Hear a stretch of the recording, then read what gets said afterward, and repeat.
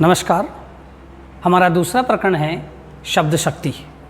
इस प्रकरण में हम शब्द शक्ति क्या होती है उसकी परिभाषा समझेंगे। शब्द शक्ति में उसके कौन कौन से भेद होते हैं उन भेदों के बारे में जानेंगे। उनके उदाहरण देख करके हम इसका विस्तृत ज्ञान प्राप्त करने का प्रयास करेंगे। सबसे पहले हम शब्द शक्ति किसे कहते हैं उसकी परिभाषा देखते हैं।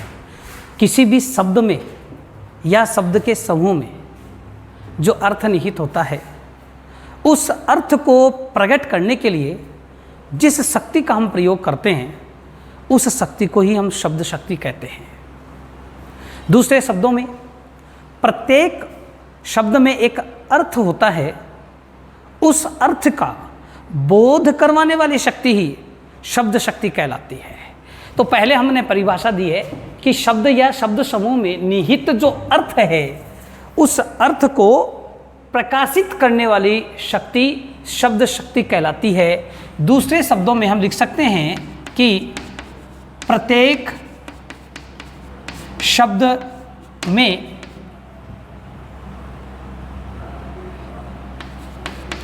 निहित अर्थ और उस अर्थ का बोध करवाने वाली शक्ति ही शब्द शक्ति कहलाती है।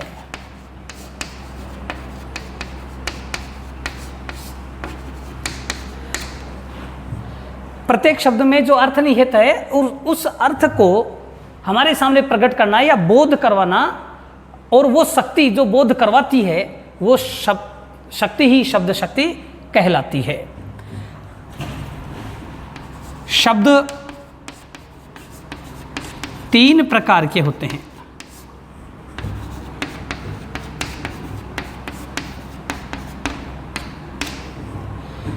नंबर एक, वाचक शब्द। नंबर दो, लक्षक शब्द।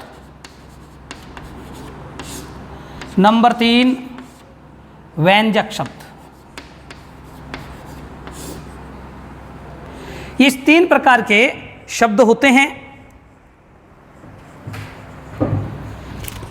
इन्हीं तीन शब्दों के जो प्रकार बनाए हैं इन्हीं के अनुरूप ही इनके तीन अर्थ भी होते हैं। वाचक शब्द से जो अर्थ होता है उसको हम बोलते हैं वाच्यार्थ। लक्षक शब्द से अर्थ निकलता है उसको हम बोलते हैं लक्ष्यार्थ। और व्यंजक शब्द से जो अर्थ निकलता है उसे हम बोलते हैं व्यंग्यार्थ। यह शब्द है और यह शब्द के अर्थ हैं। वाचक से वाच्यार्थ, लक्षक से लक्ष्यार्थ और व्यंजक से व्यंग्यार्थ निकलता है। इन्हीं शब्दों के आधार पर शब्द शक्ति के तीन भेद भी किए गए हैं। जहाँ से वाच्यार्थ निकलता है, जिस शब्द से वाच्यार्थ निकलता है उस शब्द शक्ति को हम बोलते हैं अभिधा शब्द शक्ति। जिस लक्षक शब्द के लक्ष्यार्थ से जो शब्द शक्ति बनती है उसे हम बोलते हैं लक्षणा शब्द शक्ति।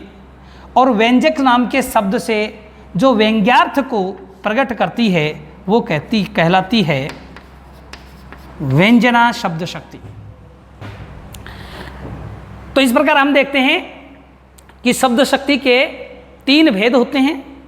वो भेद होते हैं वो उनके शब्दों के माध्यम से होते हैं। यहाँ पर हमने देखा कि शब्द तीन प्रकार के होते हैं, वाचक शब्द, लक्षक शब्द और व्यंजक शब्द।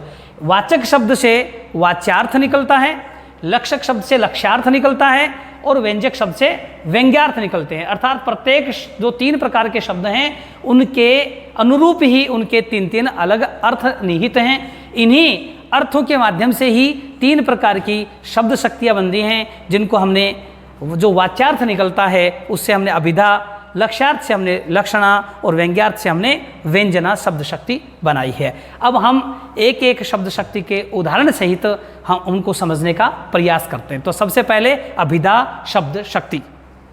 विशेष बात यह है कि वाच्यार्थ कथित होता है,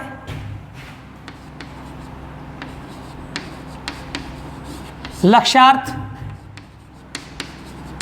लक्षित होता है और व्यंग्यार्थ व्यंजित होता है। व्यंजित होता है, इसको हम ध्वनित भी बोल सकते हैं। यह विशेष बात थी जो क्लियर की हमने। अभी हम जो पढ़ रहे हैं वो पढ़ेंगे हम अभिधा शब्द शक्ति। क्या है अभिधा शब्द शक्ति? अभिधा शब्द शक्ति की जो परिभाषा हम लेते हैं,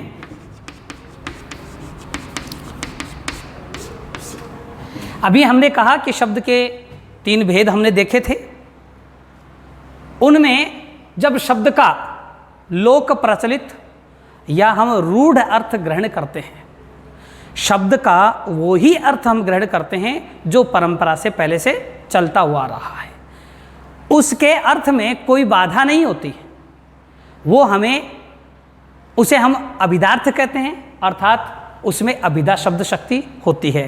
यदि परिभाषा के रूप में हमें इसे लिखना चाहें तो क्या लिखेंगे? शब्द का मुख्यार्थ ग्रहण करते हैं जो परंपरागत एवं लोक प्रचलित होता है, लोक प्रचलित होता है, अर्थात शब्द का अर्थ बिना बाधा के सरल से सरल ग्रहण किया जाता है।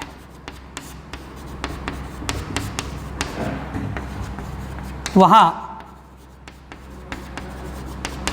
अभिधा शब्द शक्ति होती है।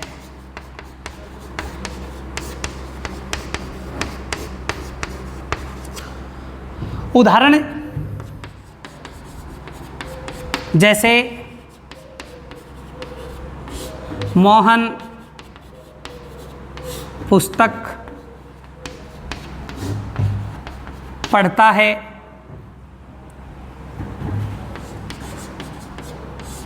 गीता नृत्य करती है,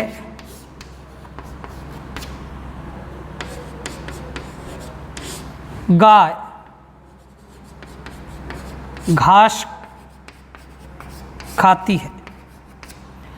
तीनों उदाहरणों में हमने देखा मोहन पुस्तक पढ़ता है, इसका सामान्य अर्थ है और एक सरल से सरल अर्थ है, इसका कोई मुख्य अर्थ में कहीं कोई बाधा नहीं है, अभिधा है। गीता नृत्य करती है, गीता नृत्य ही करती है, इसका कोई अन्य अर्थ नहीं है। गाय घास खाती है, तो इसमें गाय है वो चर रही है, घास खा रही है, तो इसमें कहीं कोई दूसरा अर्थ नहीं है। जो शब्द यहाँ पर दिया गया है उसका वही लोक प्रचलित अर्थ, मुख्य अर्थ ही हम ग्रहण कर रहे हैं। इसलिए इन तमाम उदाहरणों में अभिधा शब्द शक्ति विद्यमान है। दूसरी शब्द शक्ति है लक्षणा शब्द शक्ति।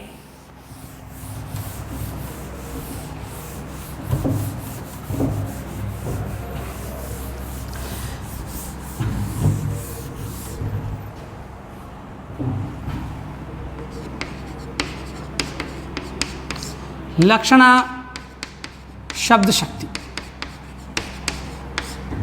अभिधा में हमने देखा कि मुख्य अर्थ में कोई बाधा उत्पन्न नहीं होती है, लोक प्रचलित उसका अर्थ ग्रहण किया जाता है। लेकिन लक्षणा में ऐसा नहीं होता। लक्षणा में मुख्य अर्थ में बाधा उत्पन्न होती है, उसका लोक प्रचलित अर्थ नहीं लिया जाता, अपितु उसका अन्य अर्थ ग्रहण किया जाता है। वहाँ पर लक्षणों के आधार पर अर्थ ग्रहण किया जाता है, तो वहाँ पर लक्षणा शब्द शक्ति होती है। इसकी यदि हम परिभाषा देना चाहें तो ऐसे लिख सकते हैं परिभाषा,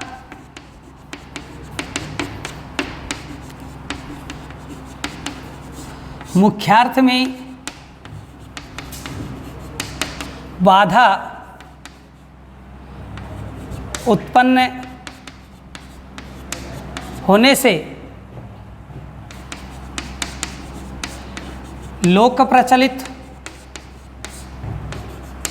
या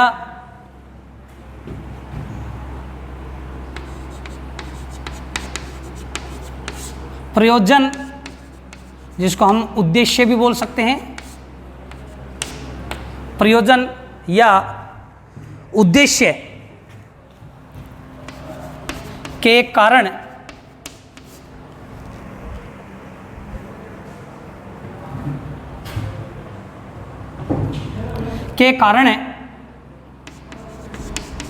जिस शक्ति के द्वारा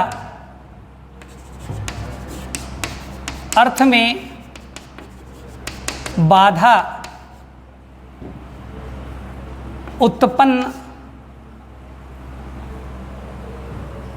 उत्पन्न होती है,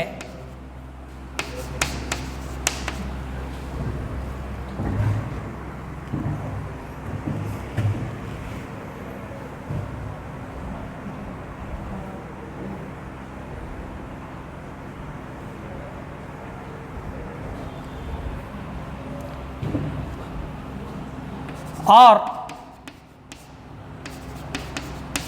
उसके कारण अन्य अर्थ ग्रहण किया जाता है, उसे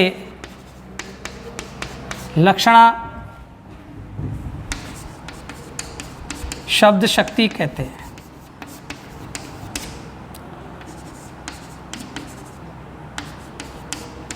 इसके उदाहरण देखने से बात और स्पष्ट हो जाएगी। जैसे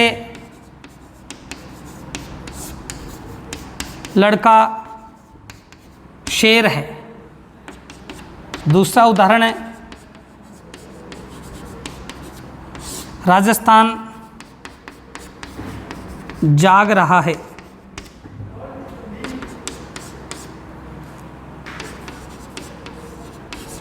लाठी चार्ज हो गई। यहाँ पर हमने 3 उदाहरण लिए। यहाँ पर हम देखते हैं कि लड़का शेर है। अब कोई लड़का चौपाया जानवर शेर नहीं हो सकता, इसका मुख्य प्रचलित अर्थ नहीं है, इस मुख्य अर्थ में बाधा उत्पन्न हो रही है। तो इस शेर के जो गुण हैं, उनके गुणों के आधार पर इस लड़के के गुण देखे जाएंगे। लड़का शेर है, शेर का मतलब साहसी होना। इसका वास्तविक अर्थ क्या होगा? शेर का साहसी, लड़का साहसी है, न कि हम शेर है मुख्य अर्थ लेंगे। मुख्य अर्थ में बाधा उत्पन्न हुई है और दूसरा इसका अन्य अर्थ हम ग्रहण करेंगे। इसलिए इसमें जो शब्द शक्ति है वो कौन सी है? लक्षणा शब्द शक्ति है। लक्षणा शब्द शक्ति के भी 2 भेद हैं। एक का नाम है रूढ़ा लक्षणा।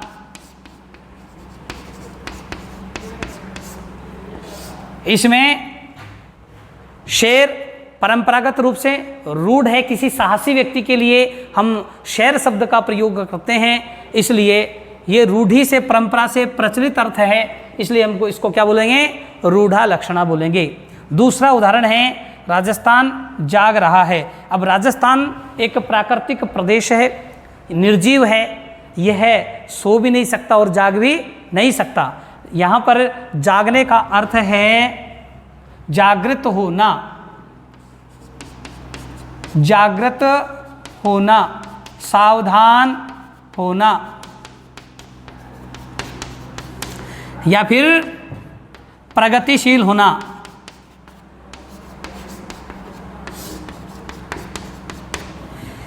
जागना, सोना जागना नहीं है यहाँ। राजस्थान का अर्थ, राजस्थान जाग रहा है, इसका अर्थ है कि राजस्थान अब जागने लगा है, जागृत अर्थात सावधान हो रहा है, अर्थात प्रगति कर रहा है। तो यहाँ किसी एक उद्देश्य की पूर्ति के लिए बात बताई गई है, इसलिए यहाँ पर जो लक्षणा का दूसरा रूप है प्रयोजनवती लक्षणा, यह लक्षणा का दूसरा रूप। लाठी चार्ज हो गई, यहाँ पर लाठी चार्ज होना, चार्ज जैसे मोबाइल चार्ज होता वैसे नहीं, लाठी चार्ज होना अर्थात लाठी का चलना। पुलिस जैसे लाठी चार्ज करती है, तो यहाँ पर भी क्या है, प्रयोजन दिया गया है, इसलिए इसमें भी क्या कौन सी होगी, प्रयोजनवती लक्षणा।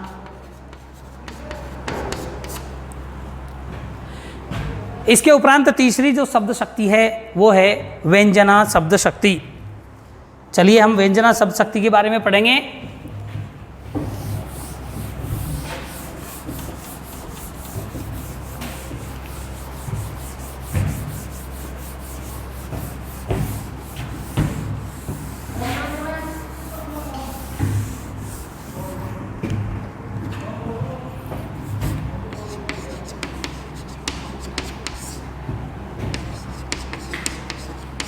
व्यंजना शब्द शक्ति, जहाँ पर ना तो मुख्य अर्थ हो शब्द का और ना ही लक्षणों के आधार पर अर्थ निकले, अपितु अन्य ही अर्थ निकले, वहाँ पर व्यंजना शब्द शक्ति होती है।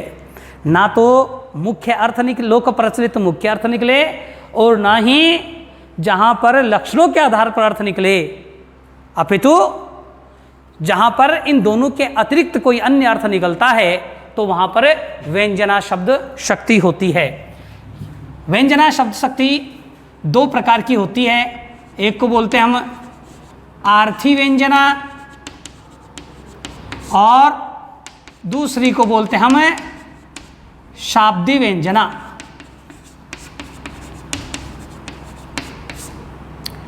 पहले हम व्यंजना का एक उदाहरण लेते हैं। जैसे उदाहरण लिया, सुबह के 8 बज गए। अपनी अपनी परिस्थिति के अनुसार लोग इस वाक्य का अलग अलग अर्थ ग्रहण करेंगे। सुबह के 8 बज गए, जिसकी रात्रिकालीन ड्यूटी रहती है, वो कर्मचारी या वो कोई पहरेदार चौकीदार ये सोचता है कि अब सुबह के 8 बज गए, मेरी ड्यूटी खत्म हो गई, वो घर जाने की सोचेगा। परंतु जिस विद्यार्थी की सुबह सुबह स्कूल जाने के लिए बस आती है, उसके लिए यदि कहा जाए कि सुबह के 8 बज गए, तो विद्यार्थी ये सोचता है कि मुझे अब विद्यालय जाना है। एक गृहिणी जब उसको बताया जाता है कि सुबह के 8 बज गए, तो इसका अर्थ ये हुआ कि वो बच्चे का टिफिन तैयार करती होगी, वो अन्य अपने किसी काम को करने के लिए तत्पर होती होगी। अर्थात प्रत्येक व्यक्ति अपनी अपनी मनस्थिति, अपनी अपनी परिस्थिति के अनुसार इस वाक्य का, इन शब्दों का अपनी तरह से अर्थ ग्रहण करते हैं। वहाँ पर व्यंजना शब्द शक्ति होती है। अब मैं बता रहा था आपको कि शब्द व्यंजना शब्द शक्ति के दो भेद हैं, आर्थी व्यंजना और शाब्दी व्यंजना। आर्थी व्यंजना कौन सी होती है? आर्थी व्यंजना वह शब्द शक्ति होती है जहाँ किसी शब्द का पर्यायवाची रखने पर भी उसके अर्थ में कोई परिवर्तन नहीं होता, अर्थात उसके अर्थ के कारण से ही उसमें चमत्कार है, उसमें शक्ति निहित है, तो वो आर्थी व्यंजना कहलाती है। शाब्दी व्यंजना वह होती है जिस शब्द के पर्यायवाची को उसके जगह पर रख देने पर उसमें चमत्कार खत्म, उसकी शक्ति समाप्त हो जाती है। तो इसका अर्थ यह हुआ उसके शब्द में ही वो शक्ति है, उसका पर्यायवाची रखने पर शब्द की वो शक्ति समाप्त हो गई, इसलिए उसमें शाब्दी व्यंजना होती है। यदि हम इसके उदाहरण लेना चाहें तो हम ले सकते हैं। जैसे